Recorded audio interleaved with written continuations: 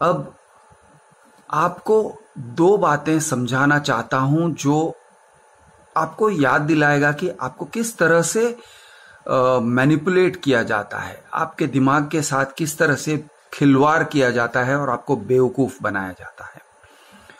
तो दोस्तों, एक टाइप का मैनिपुलेशन को मैं कहूंगा बिजूका और दूसरे टाइप के मैनिपुलेशन को मैं कहूंगा टॉक। बिजूका क्या है? बिजूका मतलब स्केयर क्रो। जब गांव में बीज बोते हैं ना, तो बहुत सारी चिड़ियां बीज को चुगने को आ जाती हैं। अब उन्हें भगाना होता है, उन्हें उड़ाना होता है, तो खेत के बीच में एक लकड़ी डाल दिया जाता है, उसके ऊपर मटका डाला जाता है और उस लकड़ी को एक शर्ट पहनाया जाता है। तो वो हवा में जब शर्ट लहराता है तो पक्षियों को लगता है कि ये एक इंसान है जो चल रहा है खेतों में, तो वो डर जाते हैं। इसे कहते हैं बिजूका, यानी कि स्केयर क्रो। अगर कोई पक्षी समझदार हो तो वो पेट भर के खा के जाएगा, क्योंकि वो बिजूका से मूर्ख नहीं बनेगा। लेकिन पक्षी बहुत सोचते नहीं हैं, एक ग्रुप मेंटालिटी होती है, एक पक्षी डरे तो सभी पक्षी डरते हैं, इसलिए पक्षी खाते नहीं हैं, डर के उड़ जाते हैं और इसका फायदा फार्मर को मिल जाता है। दूसरा जो है वो है तौक। तौक भी एक फार्मिंग की प्रैक्टिस है। आप गाय को गाय माता कहते हो। गाय माता की पूजा गांव में कैसी होती है मैं आपको समझाता हूं। गाय जब बछड़ा देती है तो बछड़े को दूध नहीं देना होता है, क्योंकि आप बछड़े को दूध पिला दोगे तो गाय का दूध आप कैसे ले सकते हो, बेच कैसे सकते हो। इसलिए दोस्तों, बच्चों को यानी बछड़े को मार दिया जाता है, कत्ल कर दिया जाता है। और उसका जो अभी एक समस्या खड़ी हो जाती है कि गाय अगर बछड़े को नहीं देखेगी तो दूध कैसे देगी, बछड़ा तो मर चुका है। तो क्या करते हैं कि बछड़े के सर को एक लकड़ी पर खड़ा कर देते हैं, गाड़ देते हैं, और उस बछड़े के सर को मां के सामने लाते हैं ताकि उसकी ममता जाग उठे और उसके स्तन में से दूध निकल कर आए। कितनी क्रूर प्रैक्टिस है ये दोस्तों, लेकिन हिंदू हो या मुसलमान हो, इस तरह से तौक का इस्तेमाल किया जाता है गांव में और दूध निकाला जाता है। गाय को एक्सप्लॉइट किया जाता है, गाय का शोषण किया जाता है, और इसे आप कहते हो गाय माता है, पवित्र है, वगैरह वगैरह। अगर गाय माता पवित्र होती तो आप उसके बच्चे को क्यों मारते, और उसके बच्चे को मारकर उसका सर उसकी मां के सामने क्यों प्रस्तुत करते। चलिए ये छोड़िए, लेकिन तौक के बारे में आपको समझ में आ गया होगा। तौक एक ऐसी चीज है जिसे किसी को दिखाने से उसके अंदर ममता के फीलिंग्स जाग उठते हैं और उसके अंदर निजीता के फीलिंग्स जाग उठते हैं। तौक भी आपको भारत में दिखाया जाता है, इंसानों को भी दिखाया जाता है। भारत में इंसानों को दिखाए जाने वाले तौक को क्या कहते हैं? उसको राष्ट्रवाद कहते हैं, उसको हिंदुत्व कहते हैं। हिंदू लोगों को जो तौक दिखाया जाता है जिससे वो वोट दें या किसी पॉलिटिशियन को सपोर्ट करें या पॉलिटिकल पार्टी को सपोर्ट करें, खास करके स्पेसिफिकली वो तौक है हिंदू राष्ट्र, हिंदू राष्ट्र का सपना। जब आप किसी को हिंदू राष्ट्र का सपना दिखाओगे, किसी हिंदू को, और कहोगे देखो इसमें गलत क्या है, क्या हम हिंदू राष्ट्र नहीं है? पाकिस्तान तो है मुसलमानों के लिए, तो हम तो हिंदू राष्ट्र हैं, हिंदू राष्ट्र का सपना देखना कहां गलत हो गया?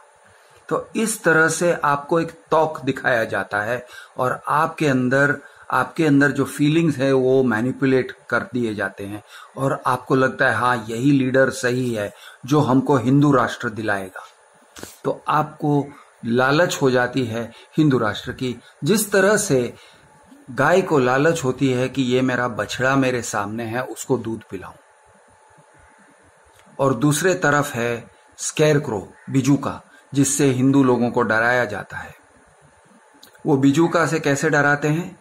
देखो मुसलमान, वो आपको गुलाम बना देंगे, वो आपको शरीयत लॉ के अंडर क्रश कर देंगे, वो शरिया लाएंगे, शरिया में हाथ काटे जाते हैं, क्रूरता की जाती है, औरतों के साथ क्रूरता की जाती है, वो औरतों को बुर्का पहनाया जाता है। ये सब कह के आपको डराया जाएगा।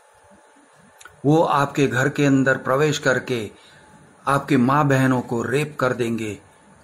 शाहीन बाग की औरतों के बारे में, शाहीन बाग के लोगों के बारे में इस तरह से कहा गया था, इस तरह से दिल्ली की पब्लिक को डराया गया था कि आप नरेंद्र मोदी जी के सरकार को वोट दीजिए, बीजेपी को वोट दीजिए, बीजेपी के उम्मीदवार को वोट दीजिए, वरना शाहीन बाग के लोग आपके घर में घुस के आपको रेप कर देंगे, आपके माँ बहन को रेप कर देंगे।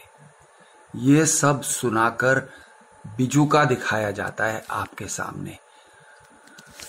दोस्तों, मैं भारत के लोगों से क्या उम्मीद रखता हूं? मैं इतना ही उम्मीद रखता हूं कि वो मैनिपुलेट ना हो, वो ऐसे सब कहने में, छलावे में ना आए। ये बहुत नीच विचारधारा है। हिंदू राष्ट्र बहुत नीच विचारधारा है, क्योंकि ये भारत नहीं है। ये भारत नहीं है जिसके लिए, ऐसा भारत के लिए हमारे वीर जवानों ने बलिदान नहीं दिया है। हिंदू मुसलमान साथ मिलकर इस देश के लिए लड़े हैं। भले ही बाद में पार्टीशन हो गया और पाकिस्तान हो गया, लेकिन हमने कभी भी टू नेशन थियरी एक्सेप्ट नहीं किया है। आरएसएस वालों ने एक्सेप्ट कर लिया। जिन्ना की टू नेशन थियरी आरएसएस वालों ने गले लगा लिया और उन्हें लगा कि हाँ, ये हिंदू राष्ट्र है और पाकिस्तान नॉर्थ पोल है तो हम साउथ पोल हैं। ये गलत है। हमने कभी हिंदू राष्ट्र को एक्सेप्ट ही नहीं किया। भारत ने कभी हिंदू राष्ट्र को एक्सेप्ट ही नहीं किया और न करना चाहिए। और हिंदू राष्ट्र का जो छलावा है, हिंदू राष्ट्र का जो इल्यूजन है कि हिंदू राष्ट्र होगा, राम राज्य होगा, सब लोग सुखी होंगे, ये छलावा तो टूट चुका है। सोचिए आप, हमारे जो प्रवासी मजदूर थे, गरीब लोग थे, जो चल के जा रहे थे अपने गांव के तरफ, कई 100 किलोमीटर, हजारों किलोमीटर अपने परिवार को लेकर, मजबूर, लाचार, भूखे, नंगे, तब कहां गया था हमारे हिंदुओं के तरफ का प्यार? ज्यादातर तो वो हिंदू ही थे। ऐसे तो नहीं था कि ये सारे प्रवासी मजदूर मुसलमान थे, ज्यादातर वो हिंदू थे। कहां गया हिंदू लोगों का प्यार? कहां गया वो अपनापन जिसे हम हिंदू राष्ट्र में ढूंढते हैं? छलावा है, झूठ है। कोई हिंदू राष्ट्र होने से आपका भला नहीं होने वाला है। हिंदू राष्ट्र, पहली बात है कि एक झूठ है, एक इल्यूजन है, एक मृग तृष्णा है, एक तौक है जो आपको दिखाया जाता है। और मुसलमानों का जो डर दिखाया जाता है वो बिजूका है, वो स्केरक्रो है, आपको मैनिपुलेट करने के लिए। देखो देखो, मुसलमान आपके ऊपर राज करेंगे। ये सब बकवास है। दोस्तों, अक्लमंद बनिए, मूर्ख मत बनिए, ऐसी बातों में मत आइए। मैं हूं आपका दोस्त कृष द अर्बन नक्सल। जय हिंद।